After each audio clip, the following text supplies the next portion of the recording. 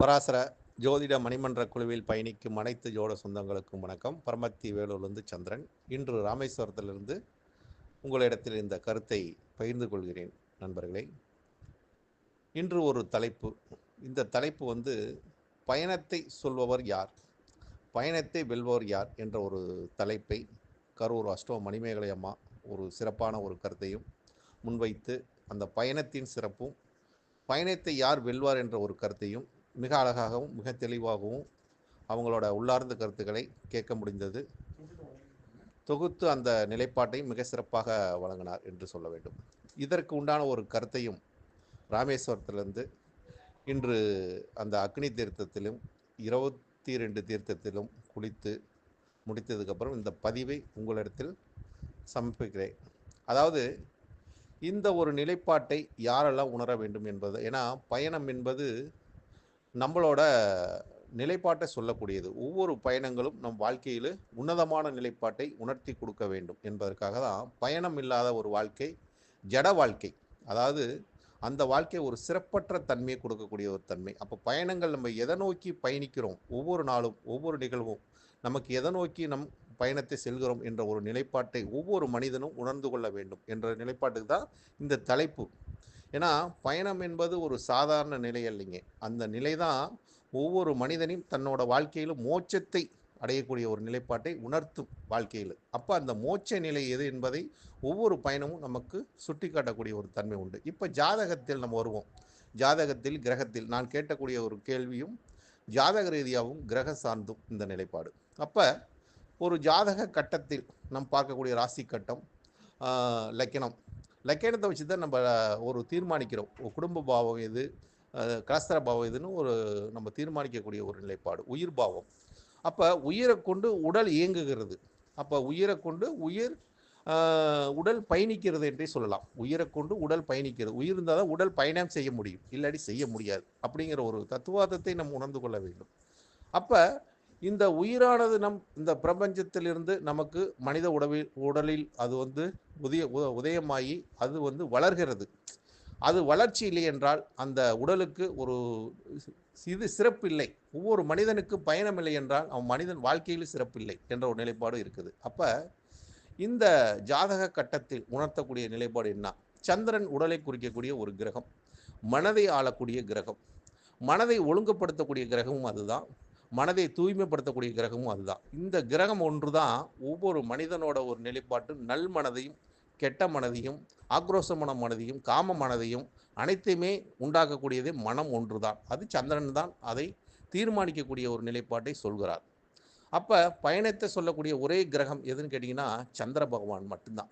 ஏன்னா அவர் தாங்க நமக்கு ஒவ்வொரு நாளும் எதை எதை செய்யணும் எதை எதை செய்யக்கூடாது அப்படிங்கிறது ஒவ்வொரு மனதிலும் ஒரு பிரதிபலிக்கும் நிகழ்வாக பயணத்தை சொல்லக்கூடிய ஒரு கிரகமாக சந்திரன் இந்த ராசி மண்டலத்தை 12 ராசி மண்டலத்தை 27 நாளில் சுற்றி வந்துடுவாருங்க. 27 நாள்லே சுற்றி வந்துடுவார் இந்த ராசி மண்டலத்தை.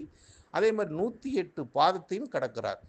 இது இந்த நிலைப்பாட்டை சந்திர பகவான் அவர் பயணத்தை சொல்லக்கூடிய ஒரு கிரகம். அது மாதிரி ஒவ்வொரு மனிதனோட ஒரு தன்மையும் இந்த சந்திர பகவான் பிரதிபலிக்கும் வண்ணமாக இருந்து கொண்டே இருப்பார்னு வச்சுக்கலே. இவரோட நிலைப்பாடு நமக்கு உணர்த்தும். அது மாதிரி நம்மளோட மனங்களும், அதாவது ஒரு இதய துடிப்பு என்று வச்சுக்குவோம். அந்த இதய துடிப்பு தாங்க ஒரு பயணத்தை ஒரு எந்த அளவுக்கு அவங்க செல்கிறார்கள் என்ற ஒரு நிலைப்பாட்டையும் அந்த நாடி துடிப்பு இதய துடிப்பும் அந்த துடிச்சு கொண்டே இருந்தால் தான் அந்த மனிதனோட செயல்பாடுகள் உணர்த்தி கொண்டே இருக்கும் அப்படிங்கிற ஒரு நிலைப்பாடு இருக்குது.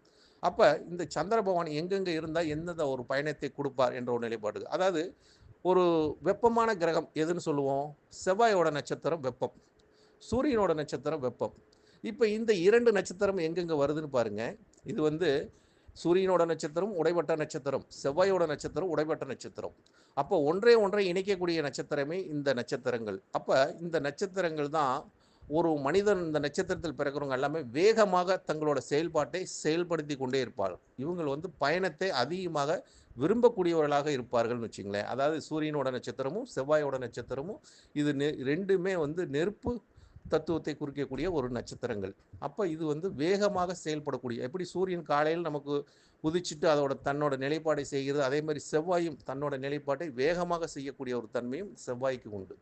அப்போ இந்த நட்சத்திரங்கள் எப்பொழுதுமே நமக்கு வேகத்தையும் விவேகத்தையும் குடிக்கக்கூடிய ஒரு நட்சத்திரம், பிறருக்கு பயனளிக்கக்கூடிய நட்சத்திரமும் இந்த நட்சத்திரம் தான். அதாவது ஒன்றை இணைச்சி வைக்கக்கூடிய நட்சத்திரம். இந்த உடைப்பட்ட நட்சத்திரம் நம்ம சாதாரணமாக எடுத்துக்க முடியாது. இந்த நட்சத்திரக்காரங்கள் தான் ஒருத்தரை கனெக்ட் பண்ணக்கூடிய ஒரு நட்சத்திரம், ஒருத்தரோட ஒருத்தரை இணைச்சி வைக்கக்கூடிய நட்சத்திரம். இந்த நட்சத்திரக்காரங்களுக்கு ஆற்றல் பவர் அதிகம், வேக பவர் அதிகம், விவேகத்தன்மை அதிகம். அதாவது இவங்க எந்த ஒரு செயல்பாடையும் வேகமாக செய்யக்கூடிய ஒரு மனிதர்களாக இருப்பார்கள். அடுத்த நட்சத்திரமாக வரக்கூடியது, அதாவது சனியோட நட்சத்திரத்தில் சந்திரன் பயணித்தார்னா, சனிங்கிற ஒரு நட்சத்திரம் வந்துங்க, அந்த நட்சத்திரம் ஸ்லோ பிளான்ட், அதாவது ரொம்ப வேகமாகவே செயல்படாது. சனி சந்திரன் சேர்ந்தாவே நம்ம வந்து புனர்பூ தோஷம், அதாவது புனர்பூ தோஷம் கிடையாது, நுண்ணறிவு கொண்ட ஒரு கிரகம் சனியும் சந்திரனும் சேர்ந்தாலும் அவங்களுக்கு நுண்ணறிவுகள் அதிகமாக இருக்கும். எதையும் அலசி ஆராய்ஞ்சு பொறுமையாக நிதானமாக செய்யக்கூடிய கிரகமே சனி சந்திரன் தான். அந்த சனி சந்திரன் வந்து அவங்க வந்து அறிவுபூர்வமான செயல்பாடுகளை செய்யக்கூடிய ஒரு மனிதர்களாக இருப்பார். அதே மாதிரி இந்த குருவோட நட்சத்திரத்தில் சந்திர பகவான் பயணிக்கும் போது அவரோட வேகத்தன்மை இருக்காது, அதாவது ஸ்லோ தன்மை இருக்காது. எதையும் ஒரு நிறுத்தி நிதானமாக அவரோட பயணங்களையும் அவரோட செயல்பாடுகளையும் உன்னதமாக செய்யக்கூடிய ஒரு எல்லாத்துக்கும் சமபலத்தை கொடுக்கக்கூடிய ஒரு குரு தான்.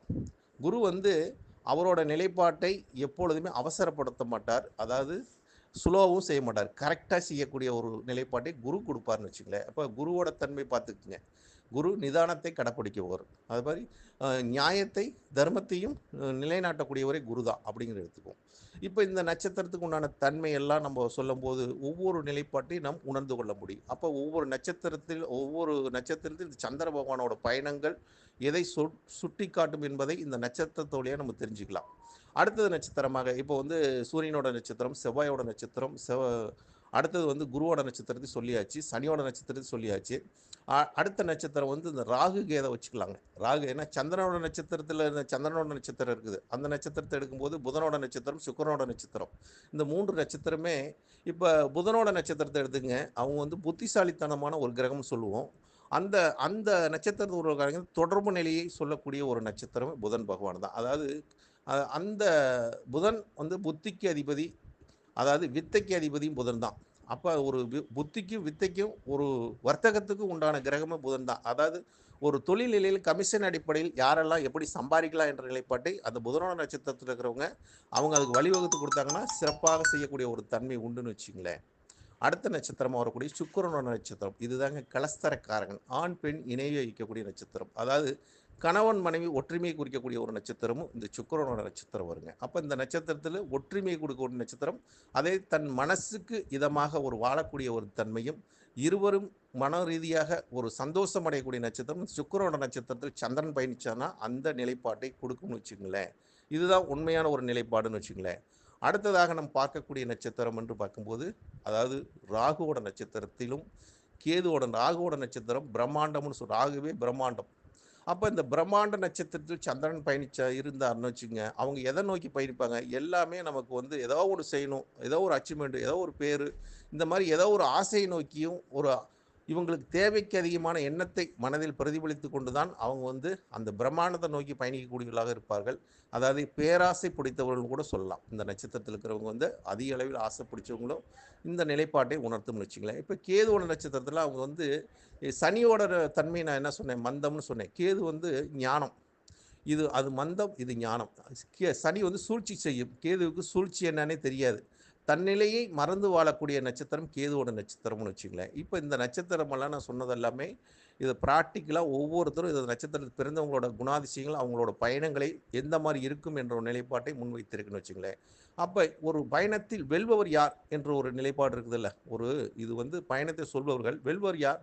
அப்போ வெல்வர் லக்கினாதிபதியாக வரக்கூடியவர், லக்கினம் தான் அதோட ஆதிக்கத்தை சொல்லக்கூடிய தன்மை. ஏன்னா பயணம் என்ன வேணாலும் செய்யலாங்க, உயிர் இருந்தால் தாங்க உடல் இயங்கும் அப்படிங்கிற ஒரு தன்மை. உயிர் இல்லாமல் உடல் இயங்கிறதுக்கு பயணம் செய்வதற்கு வாய்ப்பு இல்லை. அதனால் உயிரே பிரதானமான ஒரு நிலைப்பாட்டை கொடுக்கக்கூடிய தன்மை, உயிர் தான் நமக்கு முக்கியம். அப்போ அந்த ஒரு லக்கினாதிபதியாக வரக்கூடியவர் எவ்வளோ பயணம் செஞ்சாலும் அவரோட வெற்றியை நோக்கி எப்படி அவரோட வெற்றி நிலைப்பாடு இருக்கும் என்ற ஒரு உண்மையான ஒரு நிலைப்பாட்டை சொல்லக்கூடியது லக்கின பாவம். அதே மாதிரி லக்கினாதிபதி நின்ற பாவமும் இது உணர்த்தக்கூடிய ஒரு தன்மை. அவர் ஜெயிப்பாரா தோப்பாரா என்ற ஒரு நிலைப்பாட்டை லக்னாதிபதியை வைத்து தான் தீர்மானிக்க முடியும். லக்னாதிபதி பலமாக இருந்தார்னா அவர் பயணத்தில் வெற்றி கொள்வார். லக்னாதிபதி பலம் பெற்று 6, 8 மறைந்திருந்தான்னா அவர் தோல்வியை சந்திப்பார், அவமானத்தை சந்திப்பார். இப்படி ஒரு நிலைப்பாடெல்லாம் இருக்குது. அப்போ லக்னாதிபதி 1, 5 திரிகோணத்தில் அவர் சஞ்சாரம் செய்யும்போது, கோச்சார ரீதியாக அவர் சஞ்சாரம் செய்யும்போது அவருக்கு எல்லாமே ஒரு அனுகூலமான ஒரு தன்மையும், எளிதாக கிடைக்கக்கூடிய தன்மையும், அதே மாதிரி கேந்திர பாவத்தில் இருக்கும்போது தன்னோட முயற்சி மூலம் வெற்றி பெறக்கூடிய தன்மையும், தன்னோட பலாக்கிரமத்தை நிரூபிக்கக்கூடிய தன்மை இந்த கேந்திர பாவங்கள் சொல்லக்கூடிய தன்மை. அப்போ ஒருத்தர் வெற்றி அடைவதும் தோல்வி அடைவதும் யாரோட கையில் இருக்குதுன்னா, அந்த லக்னாதிபதியோட பயணங்களை சொல்லக்கூடிய சந்திரனோட கையில் இல்லை. அந்த லக்னாதிபதியோட நின்ற ஒரு சந்திரனுக்கும் லக்னாதிபதிக்கு என்ன தொடர்பு இருக்குது என்ற ஒரு உண்மையான ஒரு நிலைப்பாட்டை நம்ம உணர்ந்து கொண்டோமா, நிச்சயமாக நம்மளோட நிலைப்பாடு பயணம் வெற்றி. அதாவது பயணத்தை சொல்லுவர் சந்திரன், அந்த பயணத்தை வெல்பவர் லக்னம். அப்போ லக்னமும் லக்னாதிபதியும் நல்ல வலிமையாக இருக்கும்போது அவரை எல்லா பயணத்திலும் வெல்லக்கூடிய ஒரு ஆற்றல் மிக்க ஒரு மனிதராக இந்த இந்த பிரபஞ்சத்தில் வள வர முடிகின்ற ஒரு கருத்தை முன்வைத்து, இதில் ஏதாச்சும் உங்களுக்கு சந்தேகம் உங்களுக்கு ஏதாச்சும் இருந்துச்சுன்னா நிச்சயமாக பதிவிடுங்கள். அதுக்குண்டான கருத்தை பதிவிடுகிறேன். இந்த கருத்து நான் மனதில் தோன்றிய ஒரு நிலைப்பாட்டை உங்களிடத்தில் பகிர்ந்து கொண்டேன். நண்பர்களே, நன்றி, வணக்கம், வாழ்க வளமுடன். ராமேஸ்வரத்திலிருந்து சந்திரன், பரமத்தி வேலூர் சந்திரன்.